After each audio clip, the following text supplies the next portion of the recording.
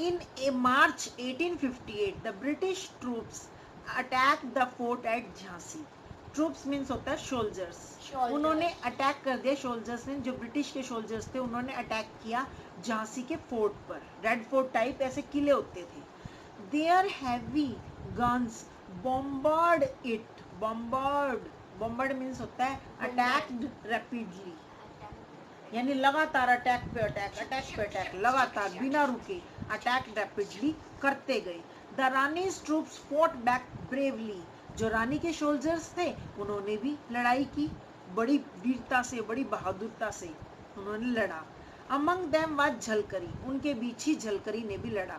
Never once leaving her beloved queen's side, she rode from one point to another, firing at the British soldiers with a steady hand and a sure aim. क्या है, उसने कभी भी अपनी प्यारी रानी की side को नहीं छोड़ा, एक बार भी नहीं छोड़ा, और वो लगातार बिना रुके एक हाथ से ही सिंगल हैंडेड अपने हाथ को बैलेंस किए हुए बिना रुके और लड़ती गई। उसका एक ही मकसद था, श्योर एम का मतलब होता है मकसद, एक डिसाइडेड मकसद कि भाई मैंने रानी का साथ देना है और जीतना है। उसने डिसाइड किया होता, विल पावर थी उसकी कि मैंने रानी की साइड ही रहना है और उसको जितवाना है, अपने देश को आज़ाद कराना है अंग्रेजों से। ठीक है, ये उसने तय किया हुआ था। रोड के ऊपर लिखो, रोड क्या होती है, जो ऐसे नहीं होता है जंगल में एक पेड़ से दूसरे पेड़ पे जाना तो लटकने वाली वो चेन होती है या रस्सी होती है, उससे ऐसे जंप करके स्विंग करके इधर से उधर जाते हैं। हाँ हाँ, और हाथ में रस्सी लेके वहां से हाँ हाँ हाँ, ऐसे हाँ। तो इस तरह से जो रोड है उसका मीनिंग हुआ रोप या चेन, या तो रोप होती है या चेन होती है, वो एक पॉइंट से दूसरे पॉइंट पे स्विफ्ट करने के लिए यूज होती है। और स्टडी का मतलब बैलेंस्ड एंड फिक्स्ड और कॉन्टिन्यूस जो उसने फाइट लड़ी। ठीक है, single handed. The enemy fell back, they had not expected such a strong defence of the fort. जो एनिमी थे यानी ब्रिटिशर्स थे, उनके सोल्जर्स थे, वो जो है फेल बैक, वापस भाग खड़े हुए, क्योंकि उन्होंने ये एक्सपेक्ट ही नहीं किया था कि कोई फोर्ट में, किले में इतना स्ट्रॉन्ग भी जो है अपोजिट साइड से हो सकता है, डिफेंस कर सकता है, बचाव कर सकता है अपना। उन्होंने तो लगातार इतनी बॉम्बर्ड वो की, फाइटिंग की, और उन्हें पता भी नहीं था कि भाई इतना जो है झलकरी इतनी ज़्यादा ब्रेव गर्ल है कि उनका मुकाबला कर जाएगी, तो वो भाग खड़े हुए। The British commander telegraphed for help and more troops came rushing in. ठीक है, जो उनका कमांडर था ना ब्रिटिशर्स का, उन्होंने टेलीग्राफी, उस टाइम में टेलीफोन की जगह टेलीग्राफी लाइन होती थी, जैसे टेलीफोन लाइन होती है ना, ऐसे इस तरह की wireless method of communication in the past में इसके ऊपर लिखो wireless method of communication in the past time में एक वायरलेस तरीका था बात करने का। उसने फटाफट से कमांडर ने अपने उसमें बात की, अपने अड्डे पे बात की, जो उनका एक स्पेसिफिक फोर्ट होता था, और वहाँ पे कहा कि और ट्रूप्स को भेजो, हम तो लड़ाई हारने वाली है। तो फिर but the army of Rani still held on, लेकिन जो रानी की आर्मी थी वो उतनी ही थी और अभी तक बनी हुई थी, मतलब कम जो उनके सोल्जर्स थे वो मर रहे थे, रानी के कम मर रहे थे और ब्रिटिशर्स के ज़्यादा मर रहे थे, तभी तो उन्होंने और सोल्जर्स मंगवाए ना, देखो कितनी ज़्यादा ब्रेवनेस थी उनके अंदर। When the British found that they could make no progress, they decided to gain entry into the fort by stealth at night. जब ब्रिटिश ने ये पाया ना कि भाई किसी भी तरह से वो जीत नहीं पा रहे हैं, कोई प्रोग्रेस नहीं हो रही है उनकी, कम जो मरने वाले की संख्या होती है सोल्जर्स की, कोई प्रोग्रेस नहीं, they decided to gain entry into the fort by stealth at night. Stealth होता है ना सीक्रेट वे, छुपम छुपाई से।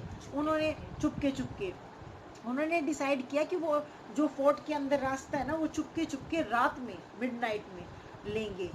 दे bribed a man named Dulaji Thakur, a gunner who was in charge of the south gate of the fort. तो उन्होंने, bribed होता है किसी को पैसे दे के खरीदना मतलब जैसा हम कहेंगे तुझे वैसा ही करना पड़ेगा, तू ये ले ले, 1 लाख रुपए ले ले, 50,000 ले ले, 20,000 ले ले, इस तरह से। उस टाइम तो वैसे पैसे की वैल्यू ज़्यादा थी, तो 10,000 ही 1 लाख 2 लाख के बराबर थी। ठीक है, तो उन्होंने उसको ब्राइब्ड मतलब गिव मनी, इसके ऊपर लिखो ब्राइड मीन्स गिव मनी।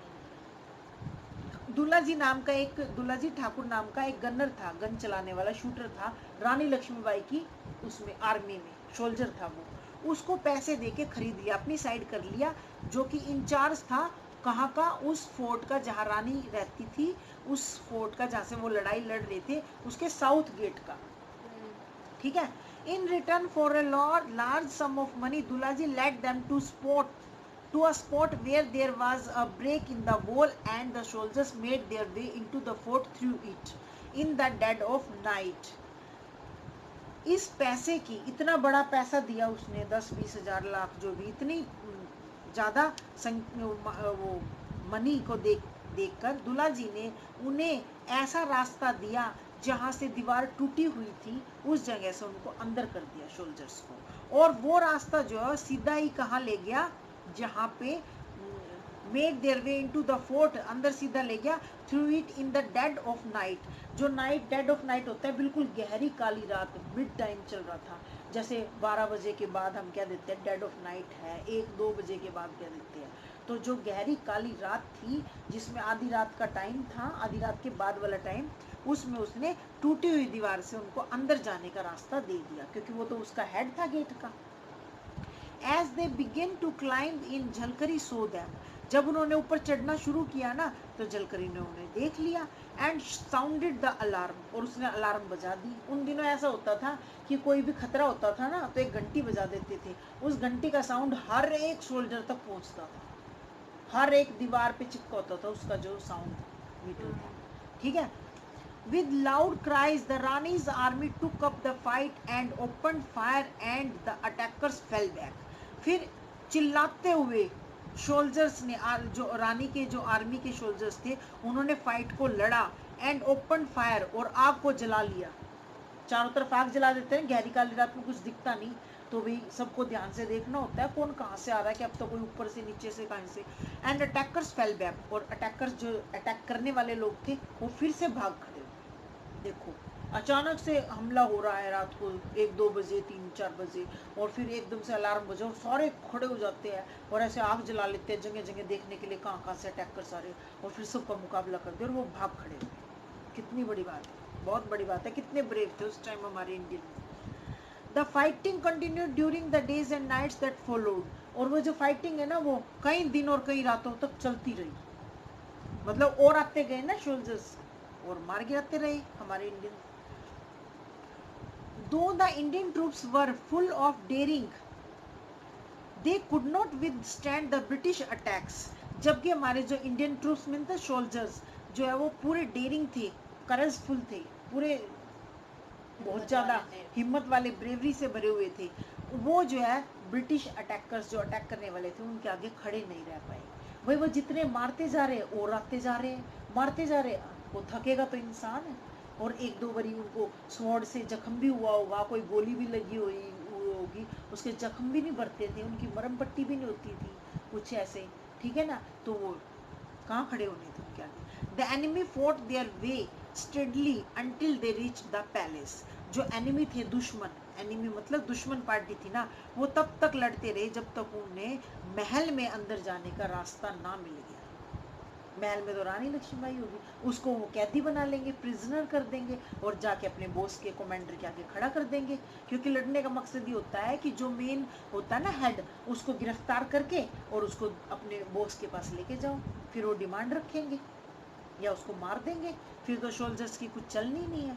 तो वो जब तक लड़ते रहे स्टेडली, मतलब कंटिन्यूस, स्टेडली कंटिन्यूस लड़ते रहे जब तक महल में जाने का रास्ता नहीं मिला, और वो पहुंच गए। 3 more days of fierce fighting followed। 3 दिन तक लगातार डेंजरस फाइटिंग हुई।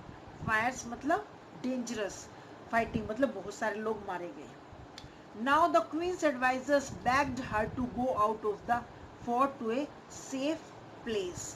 अब क्वीन के जो एडवाइजर थे, क्वीन के एडवाइजर वे लोग होते हैं जो सलाह देते हैं क्वीन को कि अब रानी आपका यहाँ पे रहना सेफ नहीं है, अब आपको किसी गुप्त रास्ते से, कोई सीक्रेट रास्ते से ना किसी और जगह ट्रांसफर हो जाना चाहिए, वरना आप कोई वो प्रिजनर कर लेंगे तो हमने को तो हथियार डालना ही पड़ेगा। अगर बॉस की कनपटी पे बंदूक रख दे कि भाई हमने इसको वो कर लिया है, कैदी बना लिया है, तो सारे सोल्जर्स को डाउन में करनी पड़ेगी अपनी गन, ठीक है ना, क्योंकि सबको रानी से प्यारा तो कुछ भी नहीं होता।